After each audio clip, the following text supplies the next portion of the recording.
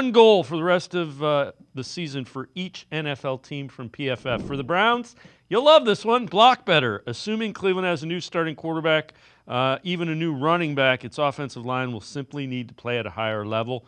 Won't be possible to revamp all 5 positions. Joel Bitonio remains a question mark, 62.5 PFF overall grade. And Bitonio is a guy, and they mentioned that's a career low. Bitonio's a guy that I think is a little bit more beat up than we know, because when he's not beat up, he's one of the best guards in football. Well, yeah, and they haven't done a lot. He's had some wear and tear this year, but they haven't pulled him, right? That's really what he's good at. He's good at pulling. He's good at getting to the second level, and they haven't done a lot of that this year. Now they're getting back to it a little bit this year. I still think the game of football is an offensively driven game. The Browns have a lot of really good defenders. I think the secondary's had a tough year, but I think those guys will work. Browns still need a playmaker. Elijah Moore is a good outside receiver. Jerry Jeudy's a good outside receiver.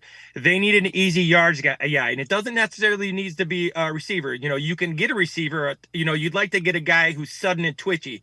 If you look at like an A-chain with Miami, you got to find a guy who can get you easy yards, both in the backfield and out in the flanks. And that usually comes with a slot guy. They have a really good tight end.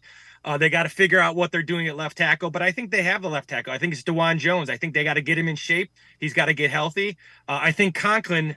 I'm super impressed with Conklin this year. I thought he's been outstanding in his return, and I think he's got a lot of good football in him. Teller, Bitonio, those guys are getting older, so they're going to have to draft some guys. They have Zinter, but they're going to have to. The thing that's really hurt, in my opinion, is they've been unable to get solid depth because of the Watson trade.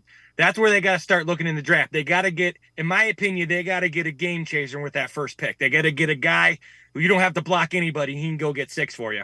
Yeah, and they really haven't had that. I can't tell you the last guy that you felt that way about that the Browns had. Well, for me, I'll show my age here, but a guy like Eric Metcalf would have been so good in this offense, this style offense, right? The guy who can catch out of the backfield, run between the tackles, do a bunch of different stuff. But that's the kind of guy they need. They need a positionless guy. And there's on every call sheet in the NFL, high school, college, there's a touch guy. And however you get those touches too, if you look at Jamar Chase, they toss him the ball, they run reverses with them, they throw it in the slot, they do a lot of different things with them. But what Jamar Chase does really well is he runs deep and they throw it to him, and he's better. They got to find a guy like that who's just better. And until they get that, it's just hard to go 10, 12 plays.